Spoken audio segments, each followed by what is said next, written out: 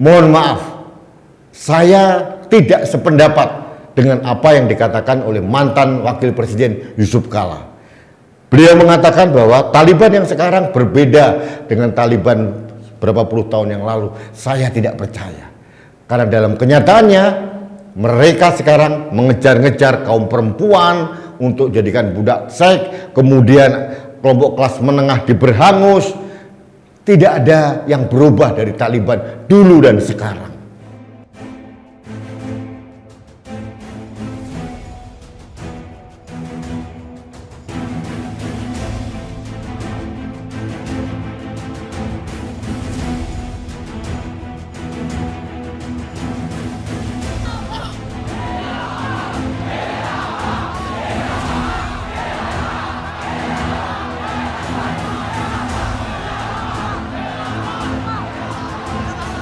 Kalau saya bilang khilafah, Anda teriak khilafahnya lebih keras lagi dan lebih panjang. Khilafah! Khilafah! Sekali lagi, khilafah! Khilafah! Lebih keras dan lebih panjang. Khilafah! Khilafah! Halo sahabat Indonesia, apa kabar Anda di hari libur ini? Sahabat Indonesia, kita bertemu lagi dalam Opini Rudi. Sudah mendengarkan tadi video yang ramai. Ini video lama sebetulnya. Kalau lokasinya kelihatannya di sekitar Monas, dan yang menjadi orator kalau tidak salah Bahtiar Nasir gitu ya. Itu video yang mengeluh-ngeluhkan khilafah. Ini para pendukung khilafah. Kita sudah berkali-kali mengatakan pada Anda bahwa khilafah ini memang benar adanya di Indonesia.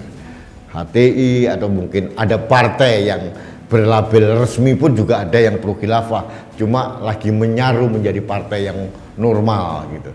Belum lagi beberapa kelompok-kelompok yang lain.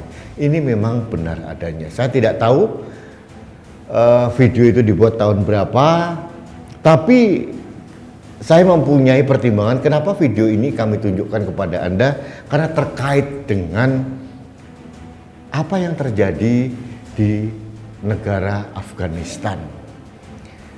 Sahabat Indonesia, mungkin Anda sudah tahu bahwa terjadi perang saudara di Afghanistan dengan kemenangan kaum Taliban, sehingga pemerintah yang sah di bawah Presiden Ghani runtuh dan Taliban kembali menguasai Afghanistan.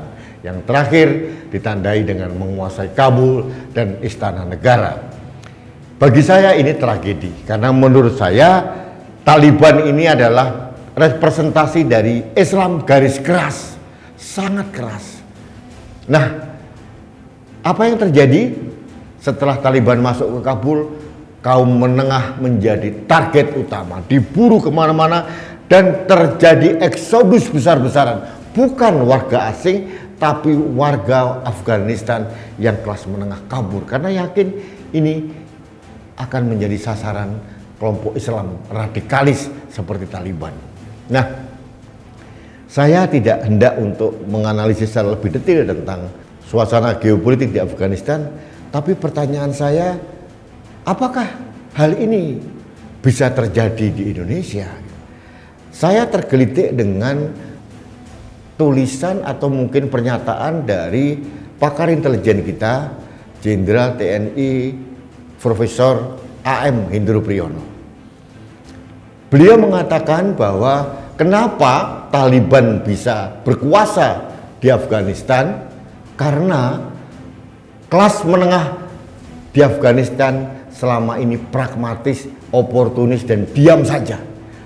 Tidak mendeteksi adanya ancaman Islam radikalis seperti Taliban.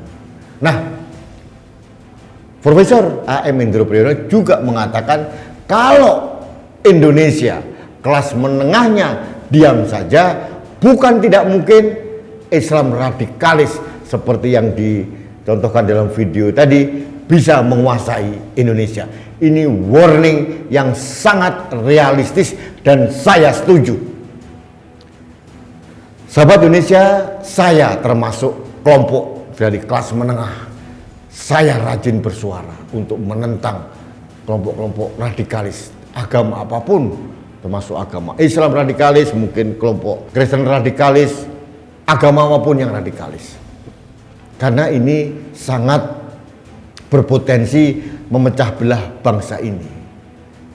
Indonesia sudah merdeka 76 tahun. Dibangun atas serpian mutiara-mutiara yang beragam warnanya, berupa agama, suku, etnis, bahasa yang berserak di seluruh Nusantara dan disatukan dalam sabuk Nusantara yang bernama Indonesia. Kalau kelompok-kelompok Islam radikalis dibiarkan merajalela dan kaum kelas menengah diam saja, mutiara yang tersebar di Nusantara ini berpotensi akan bercerai-berai. Apakah Anda menginginkan hal itu? Saya tidak.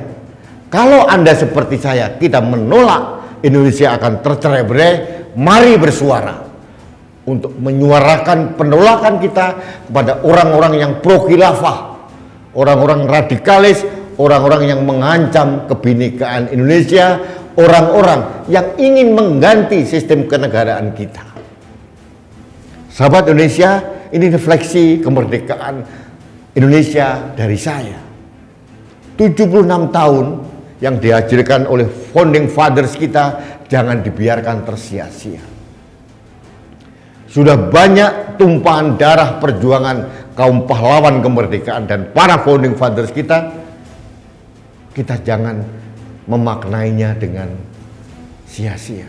Kita harus berjuang keras agar Indonesia yang digagas oleh para pendiri bangsa ini terus abadi, terus solid dalam kebinekaan dan keberagaman. Sahabat Indonesia, apa yang terjadi di Afghanistan adalah cermin buat kita. Mohon maaf, saya tidak sependapat dengan apa yang dikatakan oleh mantan Wakil Presiden Yusuf Kala. Beliau mengatakan bahwa Taliban yang sekarang berbeda dengan Taliban berapa puluh tahun yang lalu. Saya tidak percaya. Karena dalam kenyataannya mereka sekarang mengejar-ngejar kaum perempuan untuk jadikan budak seks, kemudian kelompok kelas menengah diberhangus. Tidak ada yang berubah dari Taliban dulu dan sekarang. Jadi mohon maaf, untuk saat ini saya tidak percaya apa yang dikatakan oleh mantan Wakil Presiden Yusuf Kala. Apapun terjadi, Taliban harus diwaspadai. Dan saya melihat ada beberapa kelompok yang serupa seperti Taliban ini.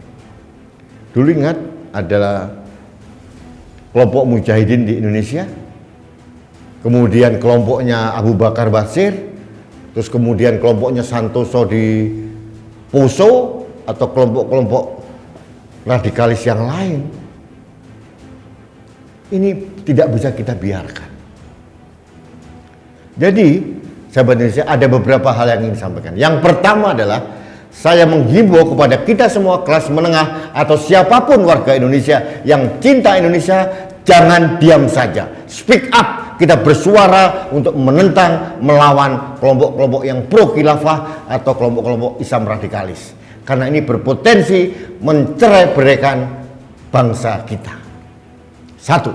Yang kedua, saya mohon kepada aparat keamanan, dalam hal ini TNI dan Polri harus segera memberhangus orang-orang yang berpotensi mempunyai otak-otak teroris dan radikalis. Sahabat Indonesia, saya gembira beberapa hari terakhir Densus 88 menangkap beberapa tokoh-tokoh teroris di berbagai daerah di Indonesia. Saya hanya mengimbau kepada negara, dalam hal ini kepada Presiden, agar lebih aktif lagi melibatkan TNI di garis paling depan dalam pemberantasan radikalisme maupun terorisme. Karena dimanapun di negara, biasanya yang di garda depan itu adalah TNI, tentara. Polisi mendapatkan limpahan atau membackup tentara. Agar jangan sampai kita hanya fokus menindak orang kemudian dihukum. Yang paling penting itu adalah memberantas anasir-anasir negatif yang berpotensi mengganggu NKRI. Itu yang ingin saya sarankan. Baik, sahabat Indonesia, demikian saran saya.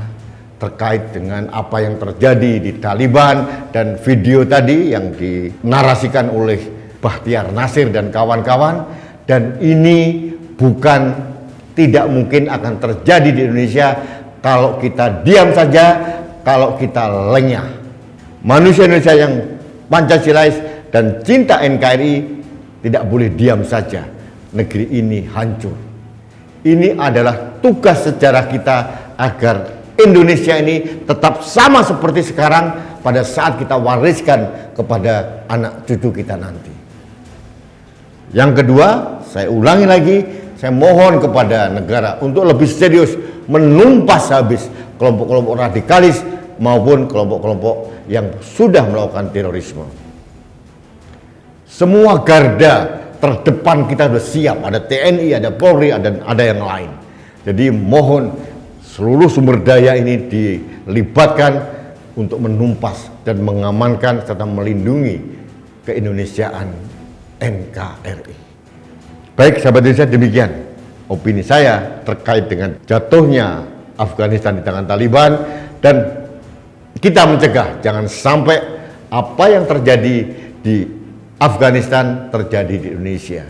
Kalau tidak mulai sekarang, 10 tahun, 20 tahun lagi Indonesia akan bernasib sama kalau kita diam saja.